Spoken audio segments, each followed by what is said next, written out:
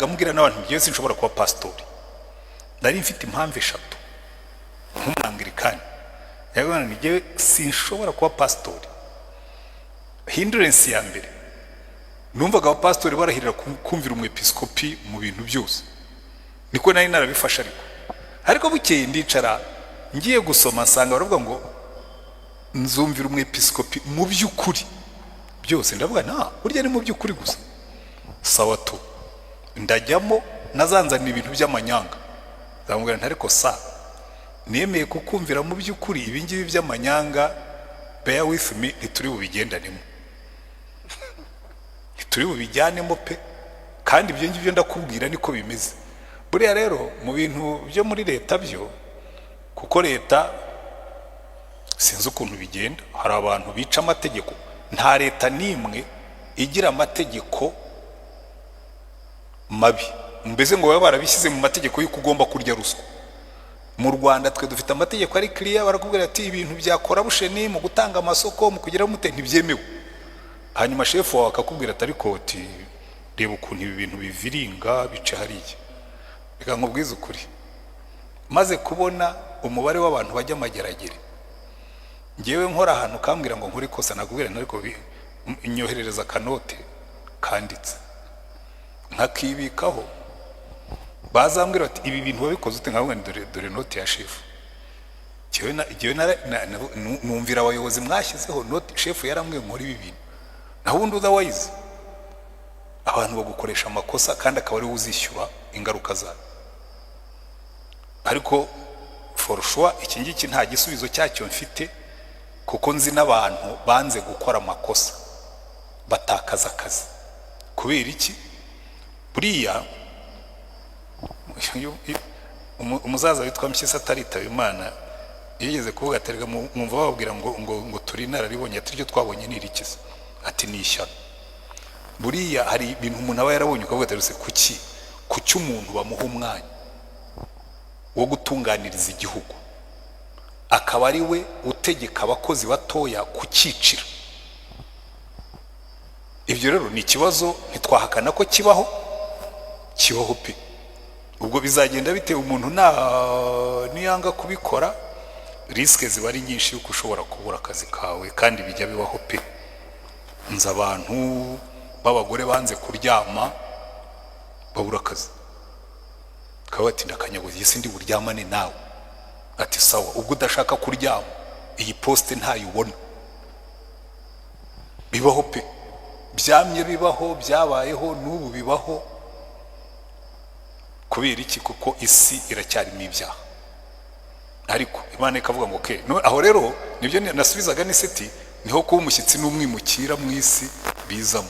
Kavuga ati sawa tu, iyi mikorere ge sindi buyijyemo, aho kugira ngo nsuzugura Imana, ndahitamo gusuzugura umwana w'umuntu. Sindi bukora ibi bintu binyuranye n'amategeko y'Imana, binyuranye n'amategeko y'igihugu, kuko iteka ryose uzarebe ibihugu bigira amategeko meza, ariko kenshi abayobozi barayica bakanayicisha abo bayobora.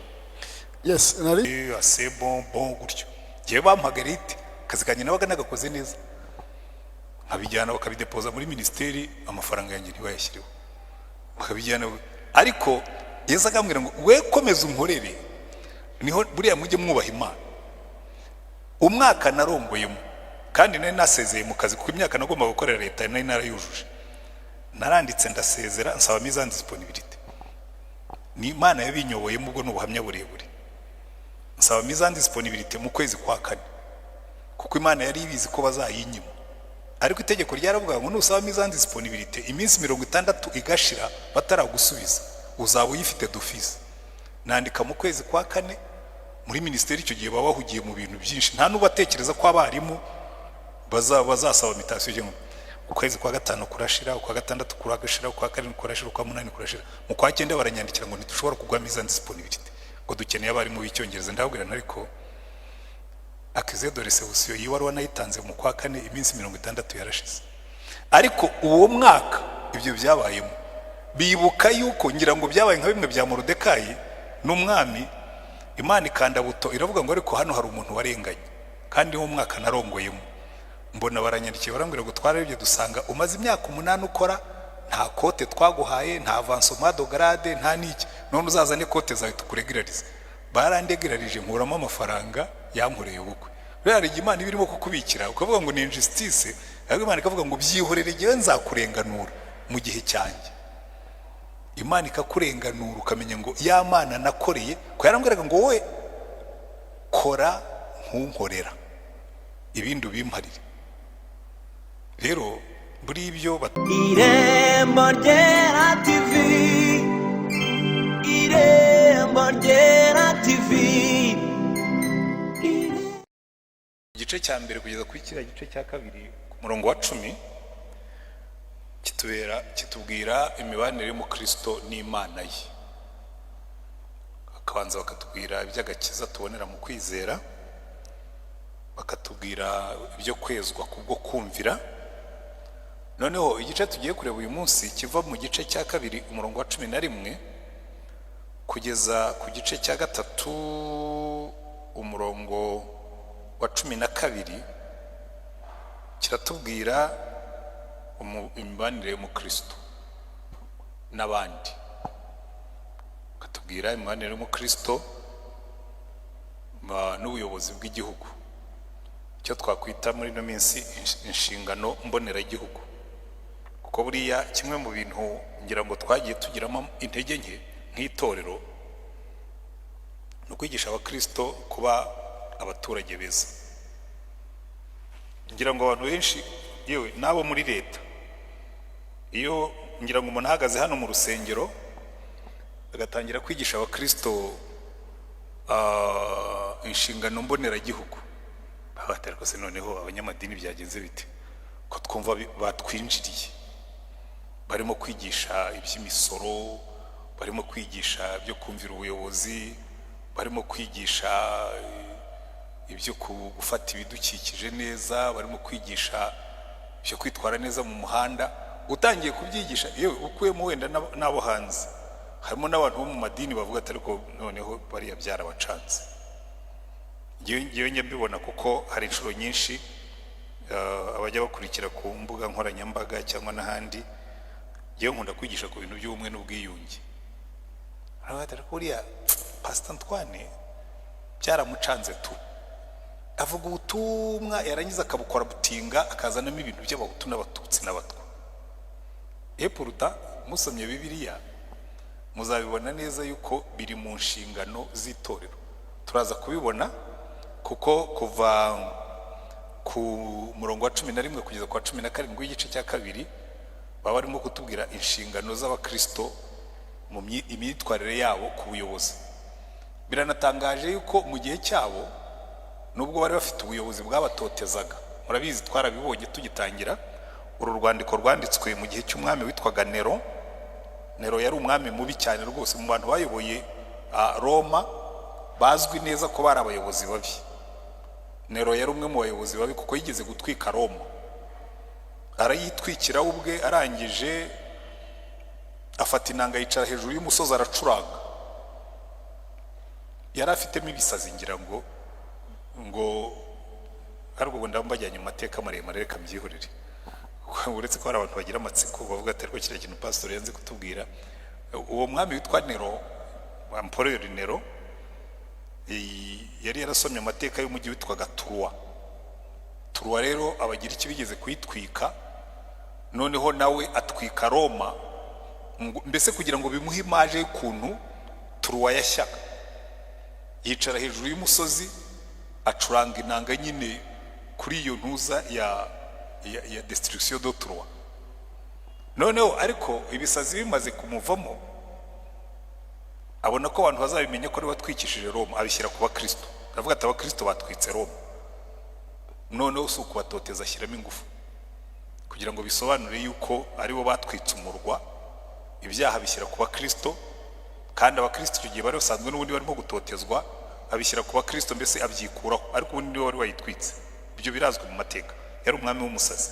Ariko muze kureba ukuntu Petero avuga ngo mwubahe abayobozi banyu, mbese ngo nabi bigorye ngo mujye mubumvira. Hari rero umuntu afite umuyobozi, ariko ndimo nditanga imbere kuko turaza kubireba uyu munsi. Nari kuri icyo cy'inshingano mboneragihugu, igice cya kabiri umurongo wa 11 kugeza ku 17. Hanyuma ikindi cya kabiri ni inshingano z'abakristo mu rugo. Nabyo once again si kenshi uzumva abantu barimo kwigisha uburyo ababoyi n'ababoyesi n'abandi bakozi bo mu rugo bagomba kwitwara. Kabura ati rwose niba uri umukozi wo mu rugo hari imyitwarire wagombye kugira, ariko ibi ngibi byo biranasimbuka bigafata no ku bakozi bandi basanzwe abafite ba patro bakorera. Kabura ati hari uburyo mugomba kwitwara, kuko nabyo ni kimwe mu bintu by'ibibazo dufite. Usanga izo nshingano mboneragihugu, imyitwarire y'umukozi mu kazi. Sinzi inshuro mwumvise Pastoro ahagaze mu gatuti arimo kuvuga ngo niba uri umukozi ukorera umuhinde cyangwa ukorera umunyarwanda, kuko abahinde se bakiri benshi cyane, ariko impamvu bashyizemo umuhinde nuko kera buriya twebwe dukura hano mu mujyi muri za 70 na za 80, abacuruzi benshi hariya mu mujyi bari abahinde, nibo bari bafite amaduka manini. Noneho abantu bari bafite principe zivuga ngo iyo utibye umuhinde ngo ntushobora gukira. Kandi ugasanga n'abakristo nabo cyangwa mujya mwumva hariho n'imigani abantu bacaga, babona wenda nk'umuntu yakizivuga ati buriya ati yibye umuzungu cyangwa yishe umuzungu. Kwica umuzungu byo ngira ngo nta gihugu kigeze gitera abantu mwete kwica umuzungu, ariko uzabibona ndakurahiye umukozi wo mu rugo iyo yibye ibiyiko 5 hanyuma Alisa akamwirukana, usanga muri quartier bavuga ngo bagenzi banyu ngo hari umugore witwa Alisa ngo kumva ngo yirukana umuboyi vraiment ngo yatwaye ibiyiko 5, ngo ibiyiko 5 kuri uriya muntu biba bimutwaye iki? Kuko abantu bumva yuko kuko ibi biyiko 5 uri boss uri umukire nta kibazo, kandi burya ushobora kumva ari ibintu byoroshye byiaplika muri domaine zose. Abantu bumva yuko iyo wibye leta, barumva abantu bavuga ngo kanaka shaka ngo baramupangiye ngo bamureka ngo corruption. Iyo rero abantu bashaka koroshya ibyaha byita amazina y'amanyamahanga. Iyo umuntu akubwiye ngo umuntu yariye corruption, umva ari nka bombo yariye. Bise barabyoroshya cyane ku buryo umuntu yumva rwose nta kintu kiremereye kirimo. Ariko hano ba Petero barigishaga ko ati niba uri umukozi ukorera umuntu, jya ugaragaza ubunyangamugayo kugira ngo we gutukisha izina ry'Imana. Amen. Kuko ubukristo bwacu bugomba gusohoka mu rusengero bukajya hanze, ndetse byo dushatse twabirambura tukabishyira mu bunyeshuri, tukabishyira mu bakozi, tukabishyira mu batwara amatagisi y'abandi, tukabishyira mu bacunga amaduka y'abandi, tukabishyira mu ki. Umukozi ukorera abandi agomba kwitwara ate niba ari umukristo nyamukristo? Icyo rero ni ikintu gikomeye cyane. Icya gatatu agatanga noneho icyerekezo, ubwo twari turi ku cya kabiri, abagore ku bagabo babo. Twabaterera mu abagore mwe murebe ukuntu mwitwara ku bagabo banyu ku buryo ijambo ry'Imana ridatukwa kubera uburyo mwitwara. Hanyuma abagabo nabo akavuga ati kandi namwe mwabagabo mwe niba muri abiringirwa, muri abiringira, muri abizera Imana, hari uburyo mugomba kwitwara kugira ngo bigaragare ko muri abakristo beza. Hanyuma icyo gicaho gisoreza hagati y'umurongo wa 8 n'uwa 12, noneho akora samari ibyo yatanzeho ingero, noneho akaduha amahame. Hari igihe bava ku bintu specifique bajya kuri generalite, cyangwa se bagatangirira kuri generalite bakabanza bakaduha amahame, barangiza bakaduha ingero. Hano rero Petero yabishyizeho byombi. Ibyo twabonye ubushize byerekanaga umukristo uburyo agomba kwitwara ku Mana ye, ariko uyu munsi tureba uburyo umukristo agomba kubana n'abandi, noneho kaza kurangiza ashyiraho amahame agenga iyo myitwarire. Turaza kubibona, muraza kubisubizaho mu buryo bw'ibibazo, hanyuma tube tugana ku musozo. Ubutaha tuziga igice cya 3 kuva ku murongo wa 13 tugeze ku cya 5 umurongo wa 11. Urwandiko tuzaba turimo kurusoza, tuziga igice cya nyuma, nyuma tuzafata Petero wa 2 naho tubigenze dutyo. Ndagira ngo rero dusome hanyuma dusubize ibibazo ngiye kubaha, ariko reka manze nsome ibibazo mbere yo gusoma kugira ngo mubashe gukurikira neza. Ariko n'ubundi ubwo ngubwo urebye samari nabahaye irabaha icyerekezo. Ikibazo cya mbere kiravuga ngo ni yihe myitwarire y'umukristo mu buyobozi bw'igihugu cye. Umukristo ategerejweho kwitwara ati? Ni ibiki biranga umukristo mu gihugu? Yakwitwara ati? Noneho ikibazo cya kabiri turi buze kureba, abizeye Imana bategereje kwitwara bate mu rugo, kuko ni ibintu bikomeye tugomba kwiga tukabitekerezaho cyane. Murabizi muri kino gihe hari deba ndende ku bintu ingo zisenyuka, ingo zigenda nabi, abantu babanye nabi, kandi usanga mu bushakashatsi bwakozwe nko muri Amerika, bakoze ubushakashatsi basanga ijambo ry'Imana nta impact ryagize kuri divorce. Abarokore, abakristo kimwe n'abizera n'abatizera badivorce kimwe, donc nta impact visible iyo kwizera ku mibanire yo mu rugo. Kubera iki? Kubera ko hari ibintu tutagiye twigisha abantu. Umuntu akabaho ngaho azi ko ari umurokore. Ngira ngo icyo kibazo giye muragisubiza kenshi iyo natanze ibiganiro kuri YouTube, abantu bakaza batari ko bati pastor tabarokore babiri bashobora kudivorce. Namaze igihe kirekire hari umuntu unyandikira abahanze simenye icyo ashaka kuganishaho, naho we yari muri process ya divorce, agashaka yuko na filima yuko abarokore babiri bashobora kudivorce. Kanyandikira atari ko buriye rwose ati abarokore babiri. Nkavuga ngo madamu, abarokore babiri iyo badivorce, umwe muri bo cyangwa bombi hari uba yaravuye mu buntu bw'Imana. Muranyumva neza? Abarokore babiri iyo badivorce, si no kudivorce gusa, nubona abarokore babiri bafite urugo rubi, ujye umenya ko umwe muri bo ni umupagani cyangwa bombi ni abapagani. Kuko ubundi dukurikije iby'Imana itubwira, ntabwo abarokore babiri bagombye kugira urugo rubi. Ntibivuga ko badashobora kugira amakimbirane, ko amakimbirane yahoraho, n'abigishwa ba Yesu barayagiraga, ariko Imana yateganije uburyo nayo makimbirane agomba gukemuka. Niyo mpamvu nitumara kureba ziriya nshingano mboneragihugu na ziriya nshingano mbonerarugo, ashyiraho amahame rusange y'ubukristo. Ngira ngo ibi ni ibintu tugombye kujya twiga tukabicengera tukabyumva, kugira ngo buhoro buhoro tugende duhinduka abantu batandukanye, bagaragara hanze bakavuga ngo bari abantu. Ariko kuko twebwe nimukurikira ibyo Petero yanditse, bavuga ko twe turi abashyitsi n'abimukira mu isi, kuko iwacu ni mu ijuru. Bivuga ngo imibanire yacu n'imikorere yacu yagombye kuba ireflectinga, yagombye kubigaragaza abo turi bo. Identite yacu ukavuga ngo hari ibintu ntakora kubera ko ndi umuturage w'ijuru, hari ibintu ntakora kuko ndi umwana w'Imana, hari ibintu ntakora kuko ndi umushyitsi n'umwimukira ku isi.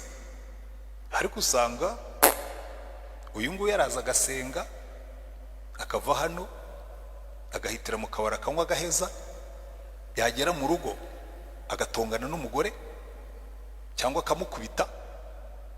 Uyu nguyu araza agasenga, yagera mu rugo ni umugore, umugabo akamuca amazi akamusuzugura.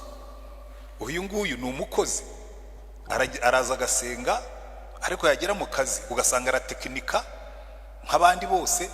Kavuga uti rero hari ikintu kitagenze neza, tugomba gutangira gutekereza ko kigomba guhinduka. Amen.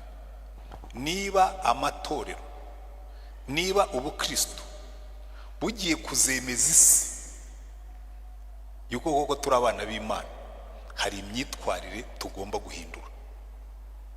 Nicyo cyatumaga ba Petero bandikira abantu kavuga ati oya, hari imyitwarire igomba guhinduka kugira ngo isi imenye yuko dutandukanye nayo.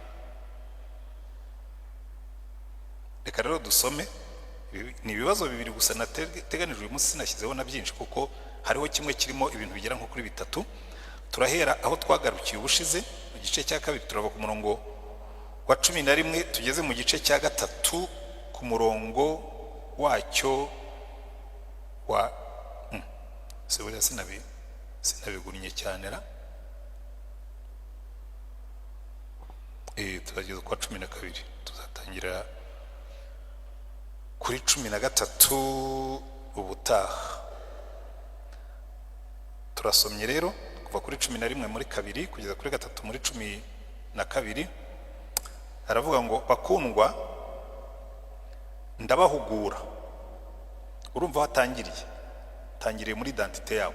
Bakundwa ndabahugura ubwo muri abasuhuke n'abimukira kugira ngo mwirinde irari ry'umubiri ry'uburyo bwinshi rirwanya ubugingo, mugire ingeso nziza hagati y'abapagani kugira ngo nubwo babasebya nk'abakora nabi nibabona imirimo yanyu myiza izabatere guhimbaza Imana ku munsi wo kugendererwamo.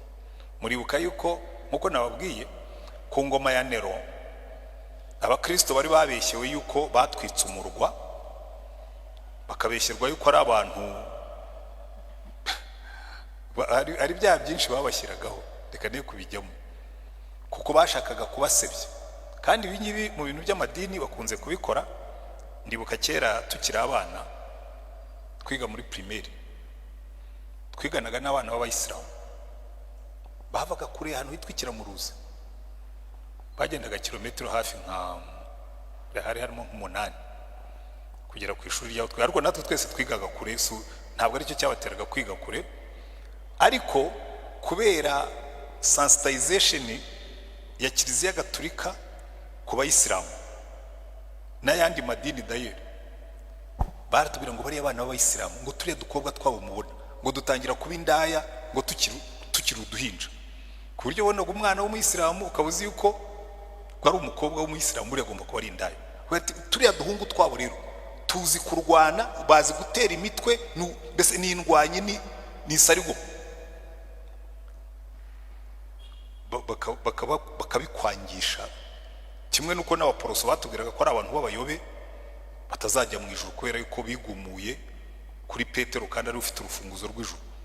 Icyo gihe iyo watahaga ubukwe bw'abaporoso, abo twitaga abaporoso nyine n'Abanglikani, ni nabo bari bahari benshi, n'Abadive, kuko iwacu hari Abadive, Abadventiste n'Abaporoso b'Abanglikani na Gatolika, nitwe batatu twabaga ku musozi. Iyo watahaga ubukwe bw'Abadive uri umwana, ababyeyi bawe babafungiraga amasakramentu.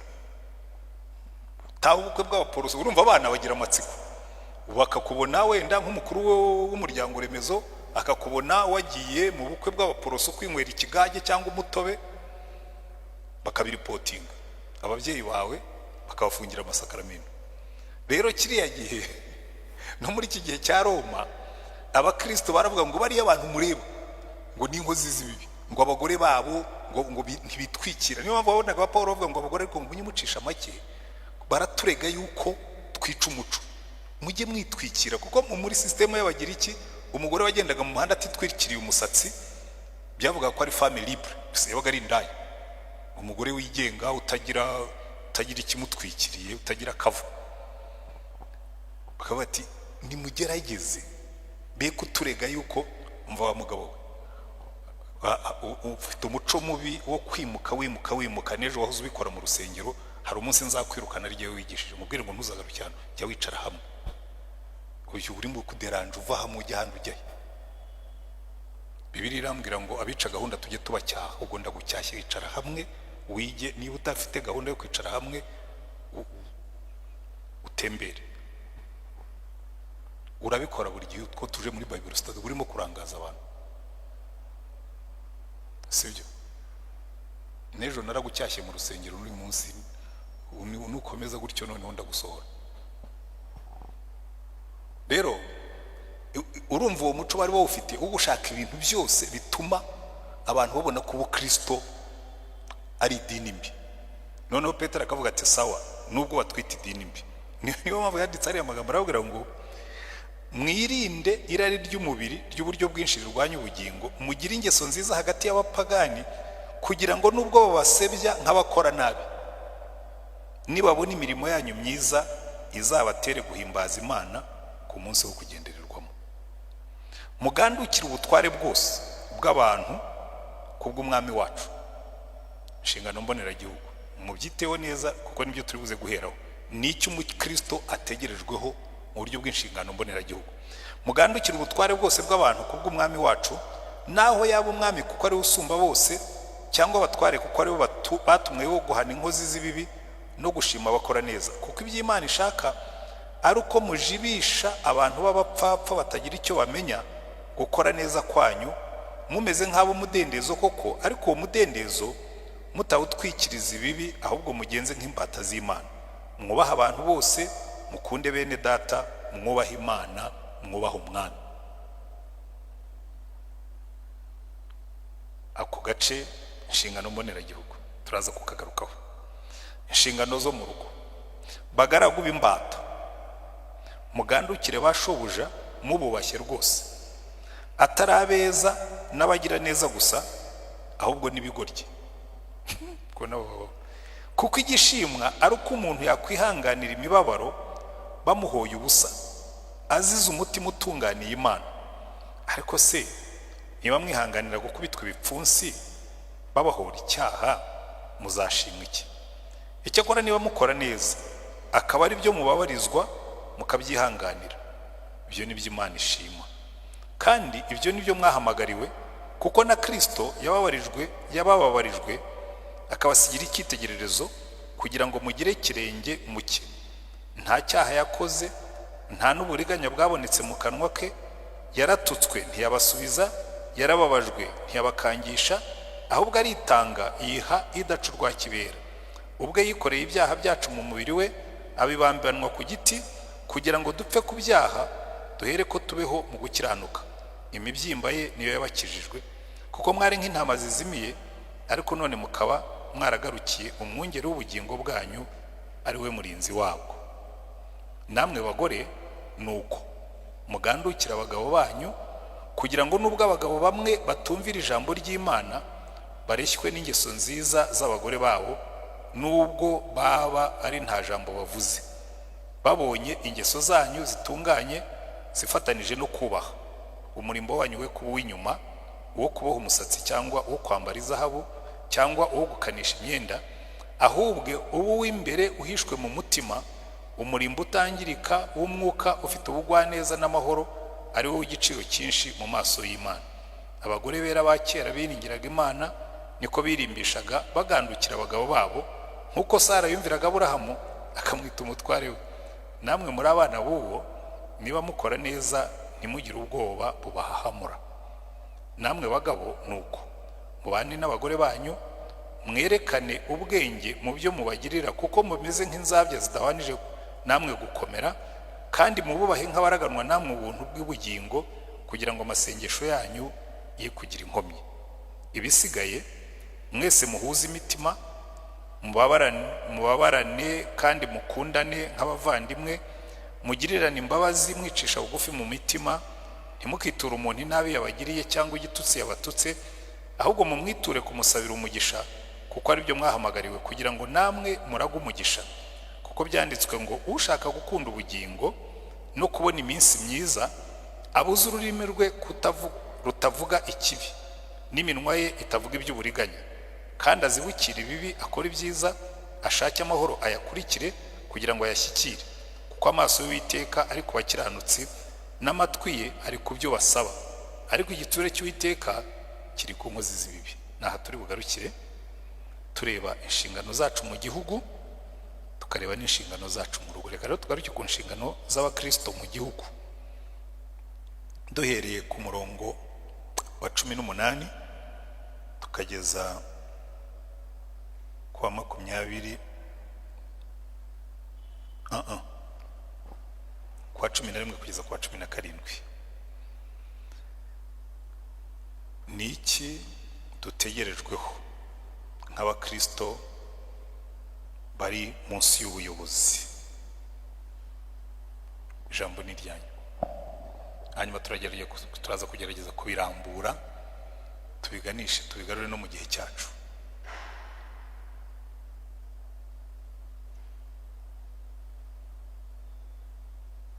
Kugandukira ubutware bwose bw'abantu. Icyambere atanga iryo tegeko ry'uko twe kubaha ubutware bwose, bivuze ngo gukurikiza amategeko bashyizeho ibintu mu buryo butandukanye. Noneho akahita yereka abo bantu yuko ubwo butware mu by'ukuri ari ubwatumwe n'Imana cyangwa bwashyizweho n'Imana. Ibi rero bikomeza kumva yuko twebwe nk'abakristo dukwiye kubaha Imana, twumvira abo yashyizeho. anavuga impamvu yashyizeho ubuyobozi Imana cyangwa se ubutware kugira ngo bahane inkozi z'ibibi no gushima abakora neza. yego Ariko yongera azanamo indi element ku murongo wa 13 aravuga ngo ubwo butware bwose tubugandukira kubw'umwami wacu. Bivuze ngo ibi bintu turi kubikora nahise nibuka mu Efeso iyo abwira abagore ngo baganduke cyangwa ngo abana bumvire, yongeraho iri jambo ngo mu mwami. Bishatse kuvuga ngo ikintu cyose gishimishije umwami kivuye kuri ubwo buyobozi cyangwa se kivuye ku mutware cyangwa se ku babyeyi, icyo tugomba kucyumvira. So hari ukuntu nanone mbona ari kongera gusa nkaho ari kuvuga ari gushyiraho n'inzego mu butware. Hari ubutware bwa Kristo, ubwo butware nibwo butuma twubaha aba batware, ariko nanone twubaha abo batware mu gihe biri muri Kristo. Sinzi niba bishatse kubyumvikana neza. Kuko aravuga ngo mugandukire ubutware bwose bw'abantu kubw'umwami wacu. So tubikora kubera ko tubitegekwa n'umwami wacu. Nari nanababwiye ngo mushake ahandi hantu haza text iri parallel mu bindi bitabo, ariko mubona yuko Bibiliya iri consistent, mbese igenda niyo mwahera mu isezerano rya kera cyangwa mu isezerano rishya usanga iteka ryose Imana isaba abantu kutaba ibigande, kutaba abaroberi. Ariko reka nise tabanza vugenda, ariko ndaza kuyongeraho nyuma. Ikindi wenda navugaga kugira ngo agere hariya wenda muri uku kubaha abayobozi n'ibindi, ureba ukuntu yatangiye ku murongo wa 11. Yego, si ibintu baza ngo bibe hari process. So yatangiye avuga ati bakundwa, ndabahugura ubwo muri abasuhuke n'abimukira. Ikintu cyakomeje kugenda kigaruka ahandi hantu kubera ahantu tujya, kubera ko hano atari iwacu, mwigirana ibintu by'ibibazo n'imikasiro n'abantu bahangaha rwose. Aha hantu si iwacu, nimugerageze kureba ukuntu mwitwara neza kuko ari vuba mukigendera. So kugira ngo mwirinde irari ry'umubiri ry'uburyo bwinshi rirwanya ubugingo. yego, aha hantu none ni nk'ikintu cyo gukumira ibyaha, kuko urumva irari harimo utuntu twinshi, harimo ibyaha byinshi bigiye bitandukanye abanza kubuza uyu muntu, mbese no kugira ngo ajye kugera kuri bya bintu byo kubaha abayobozi n'amategeko atubuza nyine. Ubwo yavuze irari ryinshi, yashyizeho amafaranga, iyo microphone yawe ifashe nawe nise yashyizemo, ntiyashyizemo amafaranga, ni ibintu by'imyuga tuba tutamenyereye. Yashyizemo amafaranga, yashyizemo iby'isi, yashyizemo abantu, mbese kwirinda ibyo bintu by'irari kugira ngo ubashe kuzagera aha hantu. Ngira ngo icyo kiranagaragara, kuko arababwira ati ubu ngubu twe turabashyitsi n'abimukira hano mu isi. Akenshi muzabona ko mu isezerano rishya kenshi niko bipresenta. Muribuka twiga urwandiko rw'Abaheburayo, baravugaga ngo abo ngabo ngo barebaga ibyo basezeranijwe babibona bikiri kuri, ngo bakabyishima, ngo bakavuga ko ari abashyitsi n'abimukira, ngo kuko ngo iyo barakumbuye ya gakondo bavuyemo, ngo bari bafite uburyo bwo gusubirayo, ngo ariko barashaka iyo gakondo irusha iyo ngiyo kuba nziza. Na hano aravuga ati mwebwe muri abashyitsi, muri abasuhuke n'abimukira. Kubera izo mpamvu mwirinde irari ry'umubiri ry'uburyo bwinshi rirwanya ubugingo, kuko na za desobedience nyinshi tunafatiye na hano iwacu. Iyo polisi ihagaze ku muhanda ifite alikometre ugahuhamo bakabwira ngo wisha amategeko y'umuhanda, hari ibintu biri mu irari ry'umubiri, ubusinzi, ubusambo, sambanye, ibindi byose byinshi. Ikimodoka cyiza ugashobora gutwara speed ikakurenga. Burya ikirya cyo haba harimo umwirato. Byose ni ibyanyu n'ibyo bintu byose. Burya ibintu byo kwica amategeko, behind buri tegeko ryose twica, wenda noneho mbishyize mu mvugo yumvikana, buri tegeko ryose tuzahanirwa haba harimo icyaha kimwe cyaduteye gukora ibyo bintu. Niyo mpamvu abwira ngo rero niba mushaka kuba abaturage beza, mwirinde irari. Shobora kuba ari irari ry'amaso, ukabona ni seti yubatse inzu nziza uti nanjye ngomba kubaka inzu ya etaje kandi ukorera amafaranga make, irari ry'amaso rikagutera kwiba kugira ngo uzatunge imodoka nk'iya ni seti. Ukabona umugore mwiza wa runaka utari kuburiya mugore nanjye ndamushaka, irari ry'umubiri rikakujyana mu busambanyi n'ibindi, ariko n'ibindi. So behind every hirya ya buri kosa tubona mu buzima bwo hanze haba hari icyaha kimwe kibitegeka. Bavuga ati niba mushaka kuba abaturage beza, ahubwo by the way kingira ngo inyino cyo tutigishije abakristo, ubundi abakristo birinze ibyaha bakabivamo, igihugu cyakoroherwa. Nibyo nashaka kugiraho, kuko iyi 200 wenda ntavuga siyo miremire, ariko ni fondation ikomeye cyane yo kuvuga ngo mbese ituma ibindi bigenda ku buryo bworoshye kwa. So ni ukuvuga ngo mu bintu byo kwensistaho cyangwa gutindaho, uyu murongo wa 11 na 12 niwe ushoboka kujya kumbwira kugandukira ibindi bintu n'ibindi byose kuva kuri 13 kugera kuri 17 ni ibintu bikorwa byorohera ubikora iyo yabashije kugera muri 11 na 12. Nka 11 na 12 niyo ngiye bisa nkaho ingoyeho gatoya, ariko ubundi ibindi ni sawa. Kugoye n'ubuye nyine urumva kubanza guhinduka izi transformation ni nyinshi cyane zo kugira ngo nyine ugere kuri urwo rwego rwo kubaha abo bantu. So niba ari umuntu aje arakurenganyije gutwara ikintu wakoreye wavunikiye, bisaba ko uvuga uti ngiye kujya mu ijuru tu, reka nawe ukomeza kurwana nawe, bisaba ko warahondahonze. Buriya reka nkubwire, umuntu ugutwariye ikintu akurenganije, yaguhohoteye, agize gute, biba mu nzego ebyiri. Urabona hariya ni naho ngira ngo hari deba ndende abakristo bajya bagira ngo ariko ngo umuntu anyambuye amafaranga afite uburenganzira bwo kumurega mu butabera cyane. Kubera iki? Bibiliya yatubwiye ngo mwebwe ngo icyatumye Imana ishyiraho ubuyobozi ngo ni ukugira ngo ahane inkozi z'ibibi kandi ashime abeza. Ikibazo kiba ryari rero, hari igihe usanga ahubwo aba bayobozi aribo bahindutse inkozi z'ibibi, aho kugira ngo ahane uwambuye aniseti wamutwaye ikintu cye, ahubwo ugasanga aramufasha kukimwambura. Icyo gihe ubwo buyobozi buba bwayi corrupt kandi nabwo bubaho. Gituma rero mvuga ngo biragoye, ugomba kugira akantu k'ubwirinzi kawe nawe ukagira amakenge tu, niho bigoranira. Ahubwo reka nkubwire uko bikora. Iyo bwabaye bubi bikagenda bityo, niho tugaruka kuri ka kandi ko hepfo aravuga ati uriya ati nuba uri umugaragu ukaba ufite shobuja w'ikigoryi, w'ikigoryi ni uwo nguwo ukora bene ibyo bibi, kuko nta power umufiteho, aho kugira ngo wending up mu bibazo ukibuneka bitware. Ntabwo byoroshye, hanyuma unezezwe nuko uri umushyitsi n'umwimukira. Uvuga uti twara n'ubundi nawe uzabisiga hano ku isi, ngewe ubinyambuye vuba, ejo bundi nawe urupfu ruzabikwambura. So reka twikomereza urugendo. So yego twumve James. Murakoze. Wenda ndabanza gusubiza ikibazo cya kabiri wabajije ngo ni hehe dusanga muri Bibiliya duhamagarirwa nk'abakristo.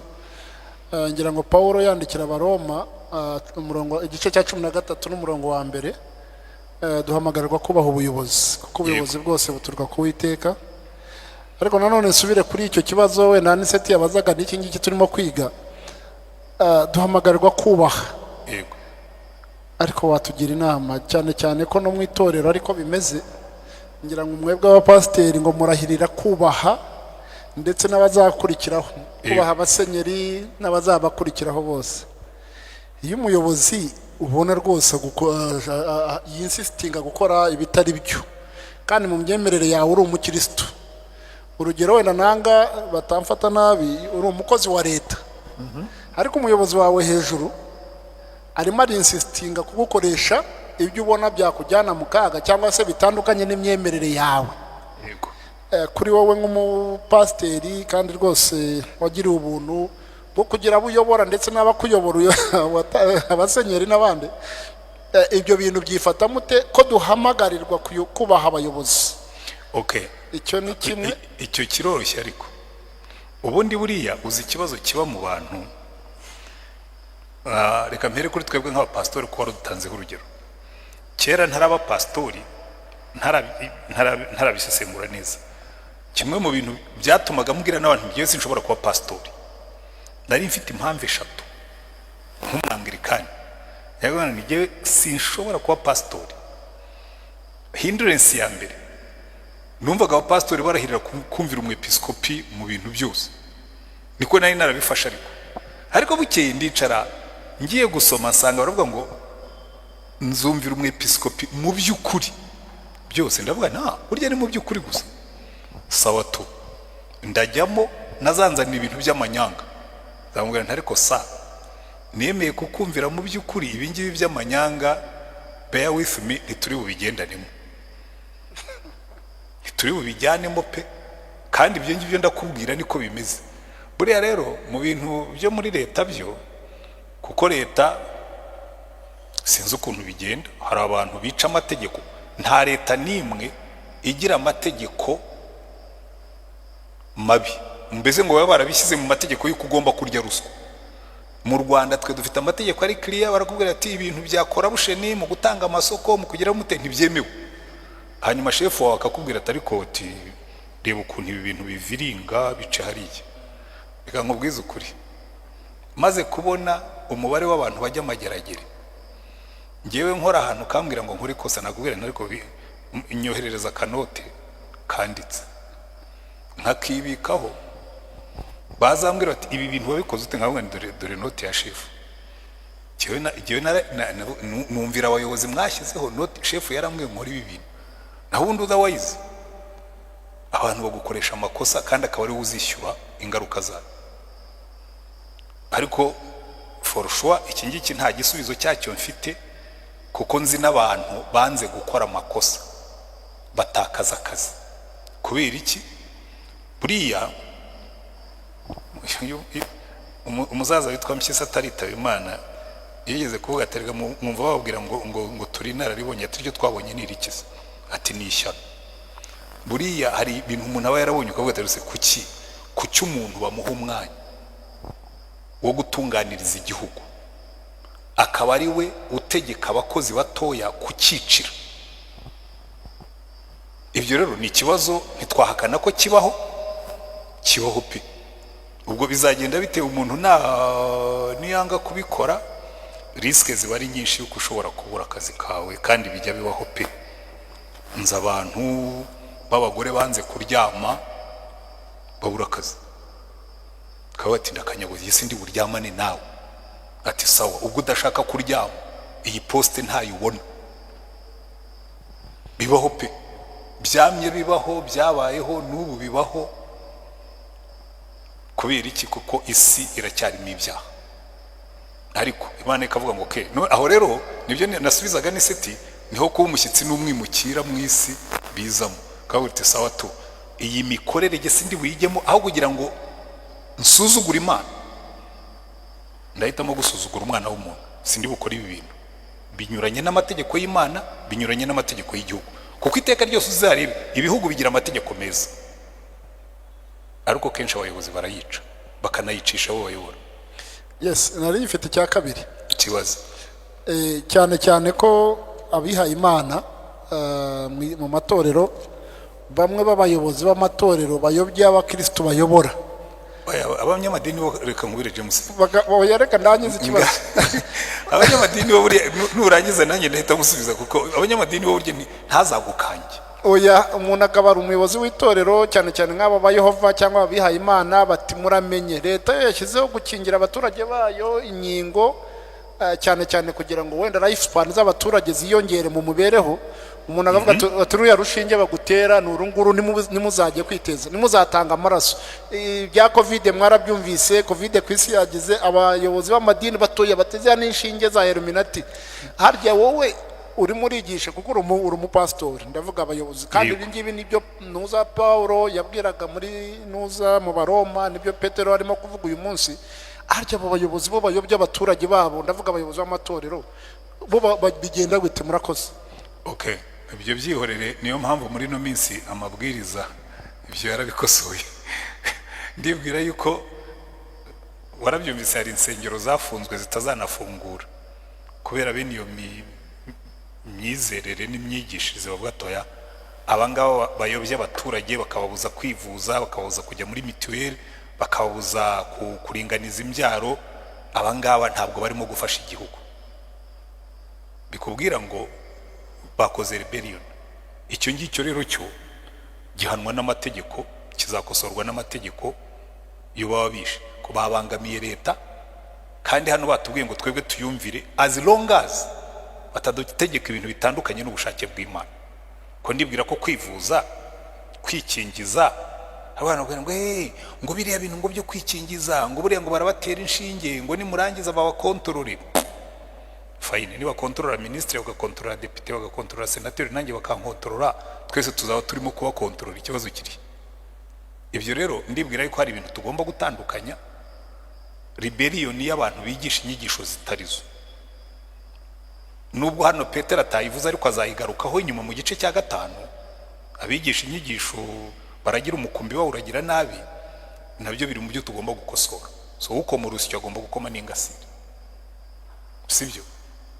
Reka twumve indi commentaire niba hari umuntu ufite ikindi ashaka kubivugaho.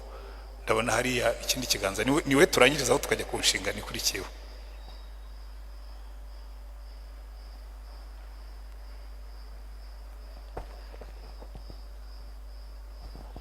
Murakoze.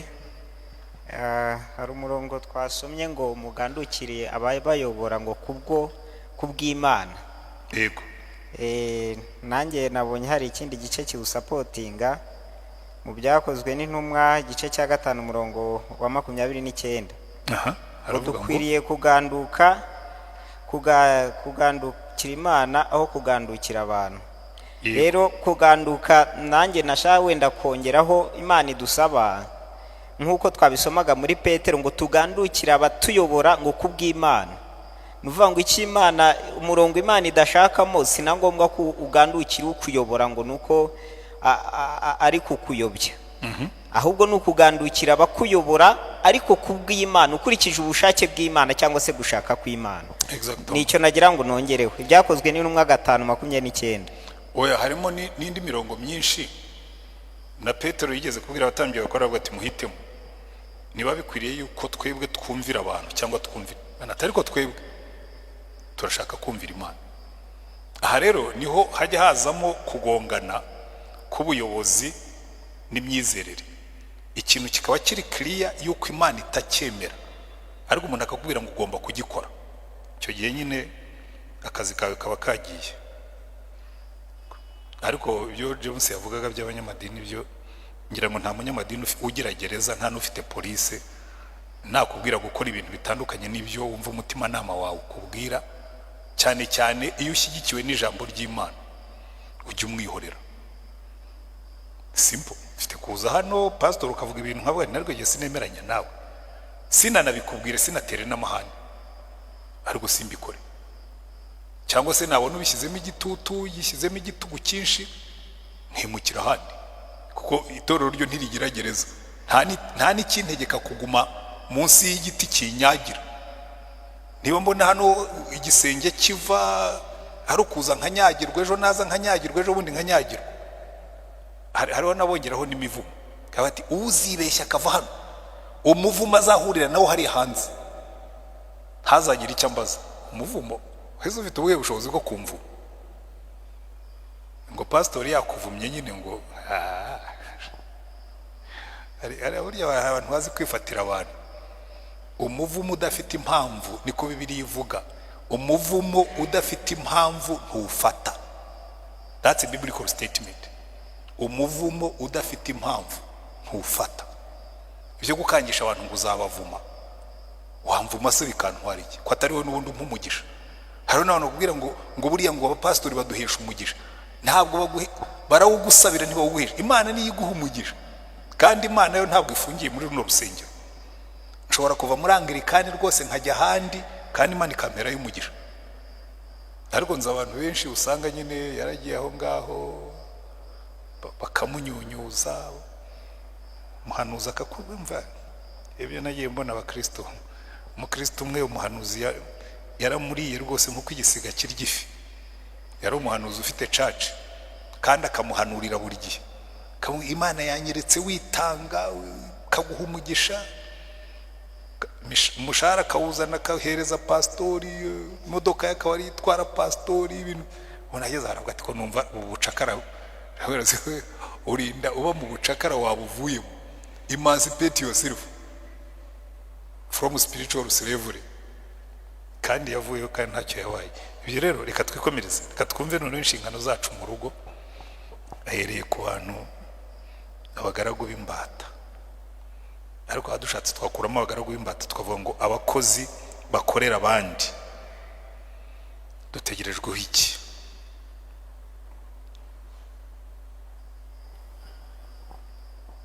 Abagore bategerejweho iki? Abagabo bategerejweho iki? Ibi nibyo impamvu rero biriya nababwiye ngo mubigarure mu rugo, ariko muze kubyagura mu bigarure no mu bakozi. Buriya kera izi serivisi dufite ntazabagaho. Iyo umuntu yabaga afite business yaberaga mu rugo. Cyo nshaka kuvuga ni iki?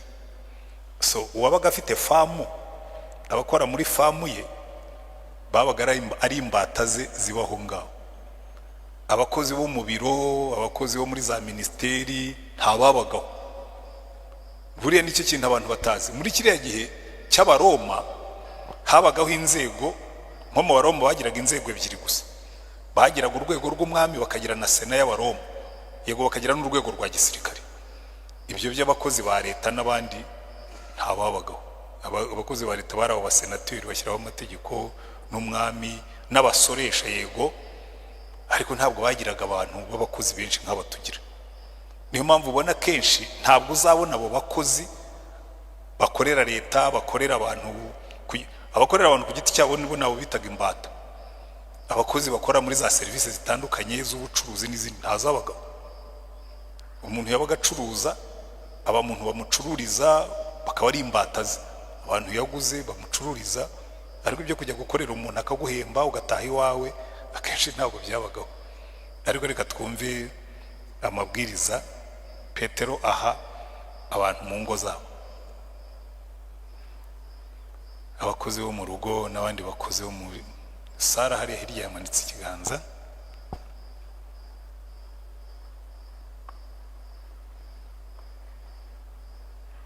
Shingura mwa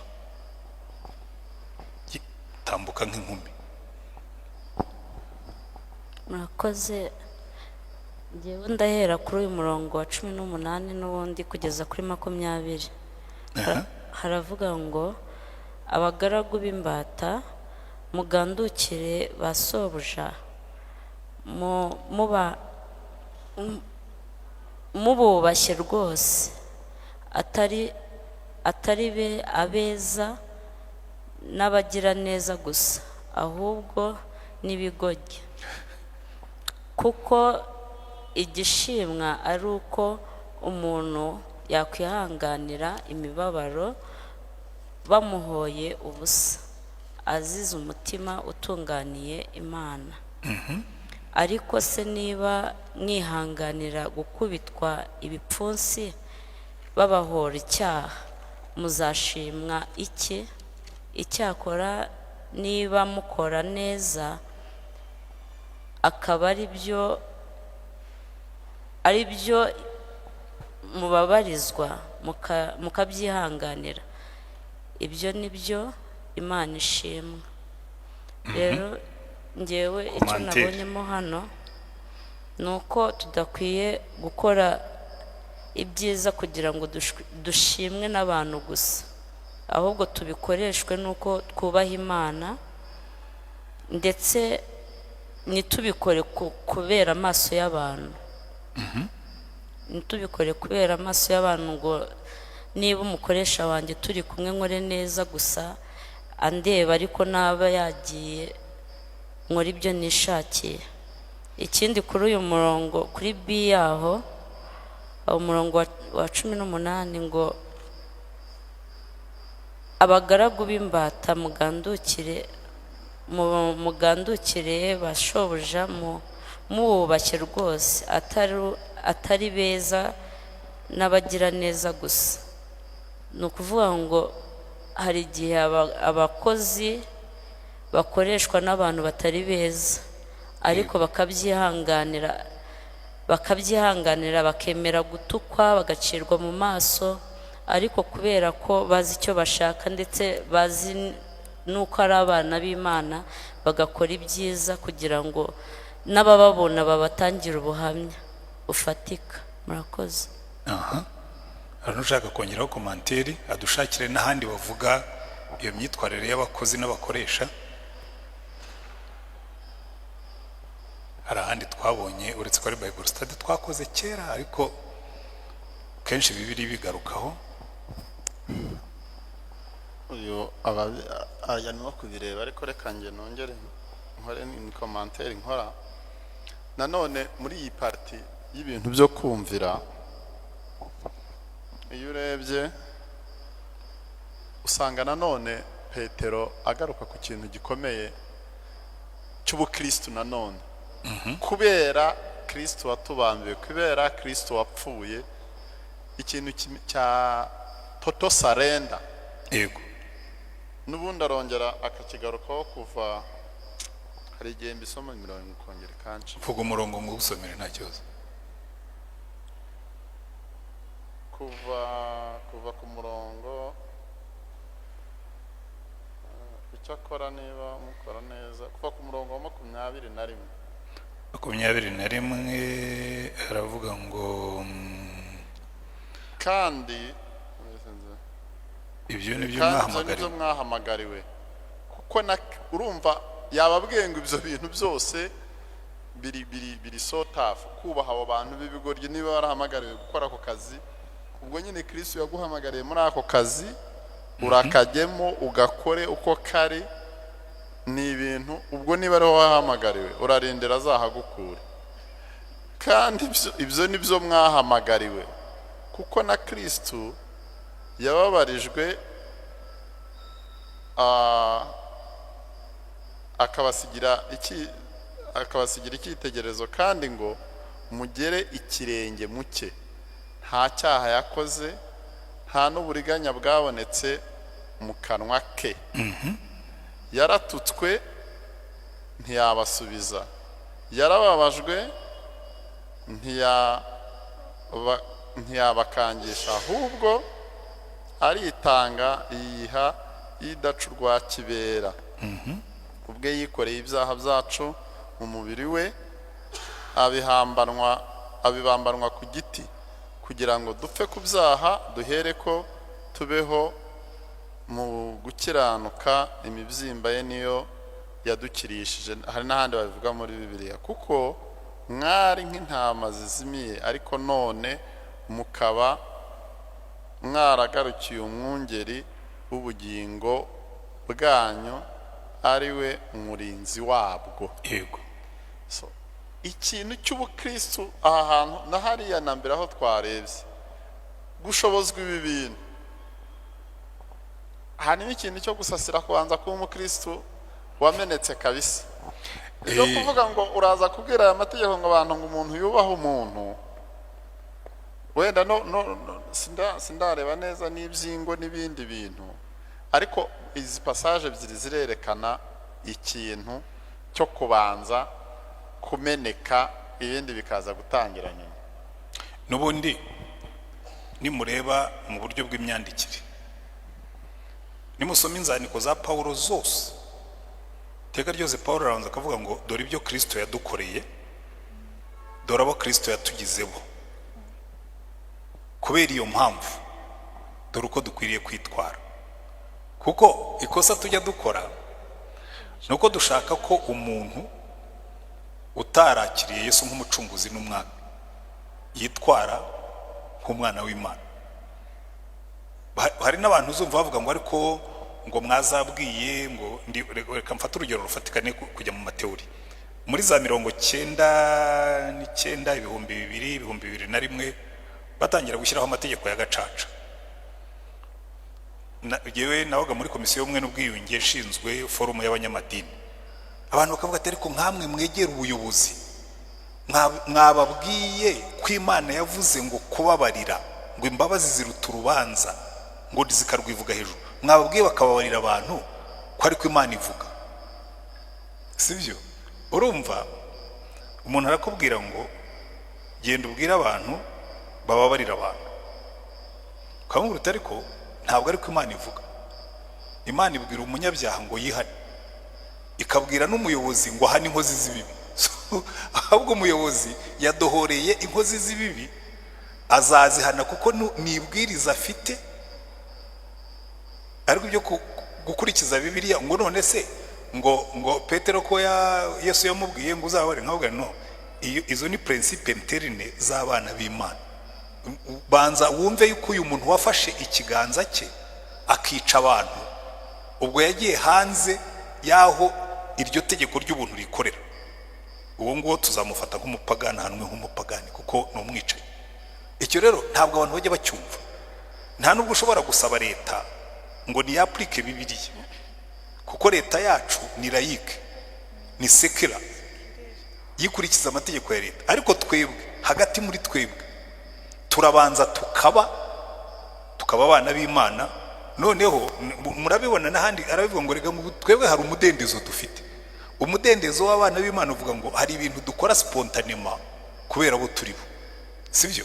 Ubu iyo ndimo kuvuga ikinyarwanda singomba gutekereza, mvuga ikinyarwanda kurama kuko ndi umunyarwanda wakivukiyemo, ndanakiga ku buryo mvuga ikinyarwanda mbese birizana, siko bimeze. Natwe rero iyo tumaze gufata ibyo ngibyo twumvise, tukamenya ibyo Kristo yadukoreye, tukamenya abo yatugizeho, kwitwara nk'abakristo biza byizana kuko ni umuco, ni kamere yacu, nibo turibo. Ikibazo ni uko ntabwo duhita duhinduka uwo munsi. Ni ibintu bidusaba kugenda twimenyereza gutekereza nk'abakristo, tukagira imyumvire y'umukristo, tukagira imikorere y'umukristo, tukagira imibanire y'umukristo. Niyo mpamvu na ba Petero bandikiraga abantu ngo bige bimenyereze kwitwara batyo. Yego, murakoze.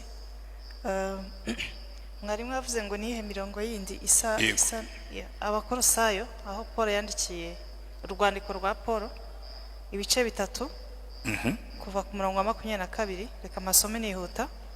Mumbata mwumvire bashobuja bo ku mubiri muri byose, ntimubakorere bakibareba gusa ngo muse n'abanezeza abantu, ahubwo mubakorere mutaryarya mu mitima yanyu, mwubaha Imana. Ibyo mukora byose mubikuye ku mutima nk'abakorera shobuja mukuru, badakorera abantu.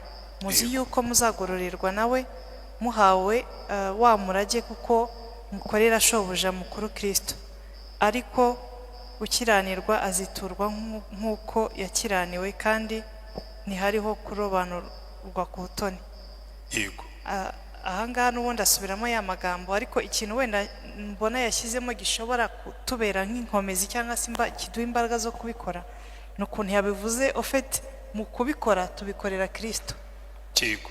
Aho niho ntekereza umuntu ashobora gukura imbaraga, kuvuga ngo wa mwami wankunze, wa mwami wanyitangiye, ibi nabyo aransaba kubikora. Nubwo wenda databuja ari rya jambo bakoresheje ari ikigoryi, ariko ibyo ndabirenze, ndi kureba Kristo muri ibi bintu. Numvise rero harimo ikintu cyo mbega kumutumbera, niko kuntu gushobora gutuma tubasha kubaho neza no gukora ibyo ashaka. Ngira ngo icyo impamvu nabasabaga ngo murebe n'ibindi bice, ubona icyo cyerekezo Paulo yandikira abantu bo muri Efeso, yandikira abantu b'i Kolosayi n'ahandi. Ubona iteka ryose Imana iduhamagarira kugira uko twitwara nk'abakozi. Umukozi udakorera ijisho, umukozi utiba, umukozi ukora ibintu byose kubw'umwami wacu. Kubera iki? Uburyo dukora akazi ni ubuhamya, kandi umuntu wese wigeze akora akazi, yewe nkunda kubitangamo ubuhamya kubera yuko ndibuka kera nkiri umwarimu nigishaga Rurindo, noneho directrice wacu aza kumbaza ikibazo, arambwira ati ariko ndashaka kukubaza ikibazo. Byanamuteye gukizwa. Ati sindabona umuntu w'umwarimu wakorewe injustice nk'iyo wakorewe, kuko twari dufite n'abandi bayikorewe, ariko ukabona abarokore twari duhari twari babiri, uwitwa Kayitaba Michel bamwe baranamuzi hano. Twebwe twari dufite imyitwarire yacu nk'abarokore nyine biyakiriye, bakira n'ibyo twahawe gukora. Ariko yewe twamaranye imyaka myinshi, noneho nanamwungirije yarangize préfet des études. None amaze kungira préfet des études, ministeri yanga kunsinyira. Aranabaza ati se uyu mwarimu afite masters muri education, numwe mu barimu beza mfite hano, ufite discipline, ufite umurongo, ufite kwitanga, kuki mutamusinyira ngo abari wa préfet? Baramwihorera, nawe arabihorera. Arambwira ati noneho urumva aka kazi uzagakora ukagafatanya n'ubwarimu? Kubera ko urumva leta yampemberaga ko ndi umwarimu, ntabwo yari kumpembera ko ndi préfet des études. Iyo nari kureka charge horaire zanjye ntabwo bampembaga.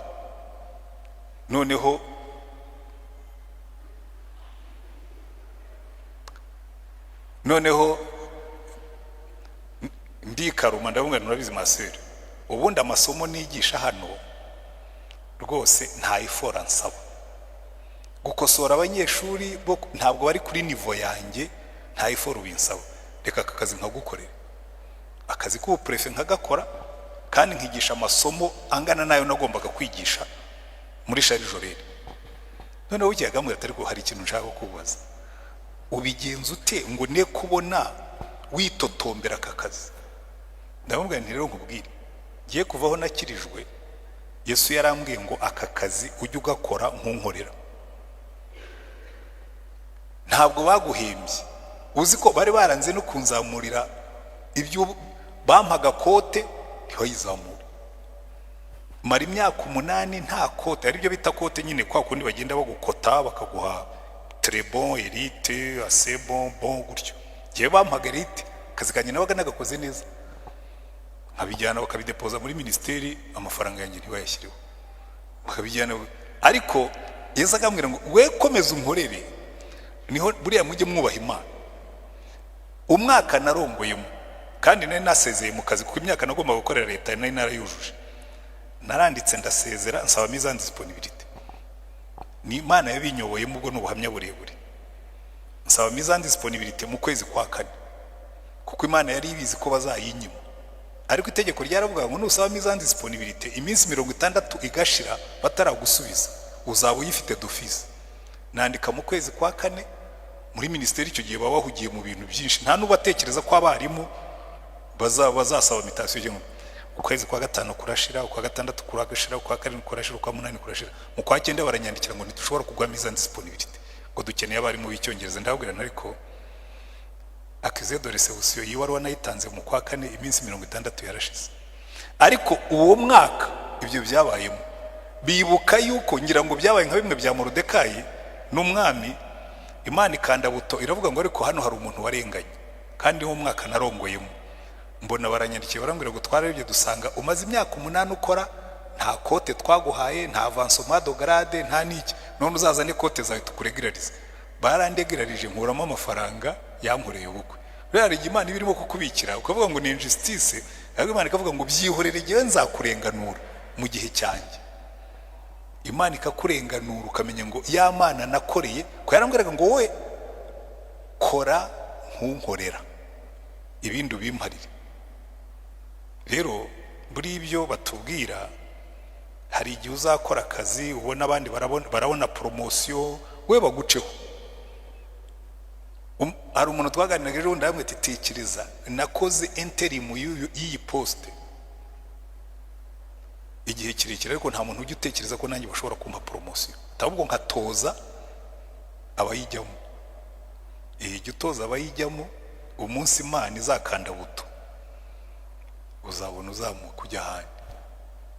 Iki rero ni ikintu tugomba kumenya, mujye mukora akazi mutitotomba, kuko niko kubera abo turibo. Kandi najyaga mbibwira abari mutwakoranaga ngo rero fine, mujye mukora akazi mutitotomba, kandi niwumva bikunaniye kavemo. Aho kugira ngo wica akazi, aho kugira ngo wigishe nabi, aho kugira ngo udindize abanyeshuri, sezera. Wabwira uti ibintu giye nabivuyemo nasezeye, ariko igihe ugihari kora nkukorera umwami. Kandi ikigutangaza hari igihe uzashaka gusezera kubwira toya niba uri umugaragu wanjye ukaba uri umwana wanjye guma hariya igihe wagushyize. Nkanjye Rulindo rwose mvuye kwiga mu Bwongereza nazanye masters, numva nta muntu ufite masters wigisha muri tronco.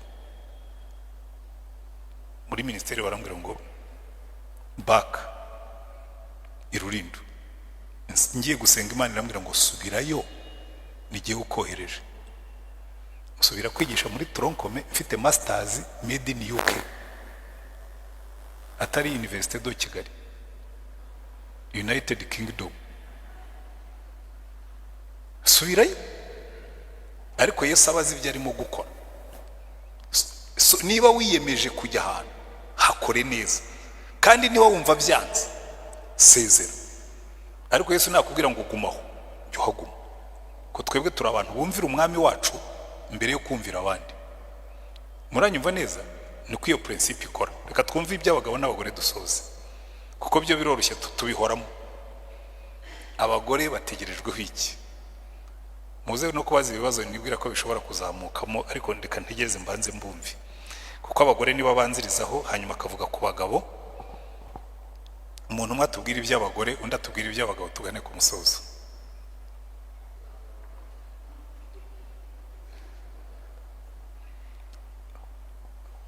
Aniseti kurimo kuvugira mu matamatamo. Tubaza abagore. Abagore ntabwo bagusubiza, barabata mbere yuko tujya muri iki kibazo cy'abagore nindaga kwenda gusakora supplement ya kuba Kristo. Rimwe na rimwe ari ubwo dusabwa kubaha no kuganduka nkuko turimo kubyiga, ariko nyamara bidutegurira natwe tubikora ejo tuba tuzabikorerwa. Iyo wanze kubaha uri umukozi ukanga kubaha shebuja, ejo nawe uzahura numara kuba umuyobozi nawe bazakurwanya. Buriya bajya bavuga ngo abagatulika batandukanye n'abaporoso, abayobozi b'abagatulika basabye abaporoso kumvikana, undi aranga. Izi ntambara zihora mu bangirikani rero kenshi bavuga ko zigenda zikomoka icyo gihe cy'abantuza, ariko wenda nisimbitindeho. Ariko icyo nashaka kuvuga nuko umukristo wese wubaha umuyobozi we, cyane cyane Imana yiciye bugufi ukubaha abakuyobora, nawe ikomeza kukuzamura kugira ngo uzubahwe mu buryo bumwe cyangwa ubundi. Icya kabiri, buriya abantu b'abakristo benshi y'ijambo ry'Imana rivuga ngo ubwo wabaye umwizerwa muri dukeya nzaguha byinshi wigengaho. Cyane cyane benshi mubona abantu baba bosi ari uko bakiranutse kuri dukeya mu buryo no hejuru. Imana ivuga iti yes, niba utaribye ibihumbi 10 igihe naguhaga ibihumbi 100 ngo ujye kubimera umuntu cyangwa se kubikora, nukuvuga ngo irakuzamurika kujya. So ibi rero Petero abwira abantu cyangwa se na Paulo yagiye yandikira abantu, actually ni uburyo bumwe bw'umukristo akwiye gukora kugira ngo akomeze kubona blessing y'Imana, kandi mu buryo bumwe cyangwa ubundi. Ariko wenda ku cy'abagore, wenda ndabivuga kugira ngo abagore benshi cyane cyane ku bantu baba muri counseling, abagore benshi baza bacyuza abagabo babo burya ari abapagani bakora ibi. Ariko ubundi gukiranuka k'umuntu ntabwo ari uko kaza ubwenge akijijwe. Wowe usabwa ngira ngo gukora inshingano zawe nk'uko Imana yaziguhaye. Uri umugore mwiza wamenye Imana, bisaba kwera imbuto mu gihe cyiza n'ikibi, kugira ngo umugabo wawe w'umupagani cyangwa se umugabo wawe utaremera Imana akomeze kureba ingeso nziza ahari aho. Kandi koko niko ntekereza, umuntu winjiye mu rugo umupagani akaza agasanga umugore yamwakiriye, amwakirije neza, ariko mu by'ukuri ntekereza ko intambara itaba bingana nka wa wundi winjiye mu rugo akavuga ati ndakuza aho uvuye ukagira neza, aho intambara zihuta ziba. Ariko niba koko ubizi unabikeka cyangwa ubizi ko umugabo hari ahantu avuye, gerageza mu gusenga kwawe wakira umugabo neza, umwereke ingeso nziza, nimutuza uze kumuganirira ahari aho azagera aho nazicikeho. Ko twagiye tubona abagabo benshi bakizwa kubera abagore beza babariye imbuto kandi zikabafasha. Murakoze. Iyo ni principe biblique, uretse ko nta nubwo yaplika ku bagore gusa, no ku bagabo ni kimwe. Iyo umugabo atuje, umugore yazamuye ijwi umugabo agatuza, ngo Bibiliya tubwira ngo ijambo ryiza rihosha amakimbirane. Hano rakavuga ati bagore rero mugabanya akayoge, mugandukira abagabo banyu, umurimbo wanyu we kuba w'inyuma gusa ahubwo wo ku mutima. Okay, murakoze. Amazina yanjye ni Dennis Mucyo. Amazina yawe ni Dennis Mucyo. Dennis. hano rotoro yanjye bimeze nabi. Dennis Mucyo. Okay, yego Dennis Mucyo. Mbere yuko tujya ku nshingano y'abagabo n'abagore, nafite ikibazo ku nshingano y'abagaragu bakiranuka. Yego. Ese hano ko bari kutwereka ko abagaragu b'imbata bari koga mugandukire bashobuja mububashye rwose, atari abeza nabigira neza gusa, ahubwo nibigoye, kuko igishimwa ari uko umuntu yakwihanganira imibabaro bamuhora ubusa azize umutima utunganye. Se hano ko bari kutwereka nyine uburyo dukwiye kwihanganira imibabaro duhura mu kazi, kandi mu by'ukuri ukaba umaze kuvuga ngo nubona nyine utabashe kwihangana mu kazi runaka ukakavamo utagize uko kwihangana. Okay, mwibuke ko twebwe turi mu gihe gitandukanye n'iki cya Petero. Umukozi akenshi abakozi bazaga baguzwe bakaza ari imbata, so yabaga ari propriety ya shebuja, ariko bagakizwa. Bamara gukizwa Petero akavuga ati rero ubwo mwakijijwe muri imbata, nimugaragaze noneho difference y'imbata zizera Imana, kuko n'ubundi muri imbata, mwe kwiba, mwe kwigomeka, mwe kwitotomba, kugira ngo ingeso nziza zanyu, kuko rimwe na rimwe izo ngeso nziza nizo zanatumaga hazaho ubushake bwa bashebuja akazamuha freedom, akamubwira ati rwose wabaye umugaragu mwiza, tuguhaye freedom nawe wigenge. Byajyaga bibaho. Uzabibona we nitwe urwandiko rwa Filemoni, kuko Filemoni yari afite umugaragu witwaga Onesimo wari imbata ye, hanyuma aza guhura na Paulo i Roma, aramubwiriza, arakizwa, aramubwira ati Onesimo wari imbata ya Filemoni, kandi Filemoni namubwirije ubutumwa yarakijwe, taha subirayo ndandikira Filemoni akwakire, noneho akwakire nka mwene se, ariko usubireyo, kuko i Roma na Onesimo bari baramufunze, kuko iyi imbata yatorokaga ubuyobozi bukayifata, baramufungaga ukazamusubiza shebuja. Noneho Paulo aramubwira ati rero subirayo usange shobuja batagombye kukujyana mu mapingu, hanyuma ugende usubireyo. Onesimo asubirayo, Paulo amuha rekomandasiyo. Rero twebwe kino Irembo ryera TV, Irembo ryera TV, Irembo ryera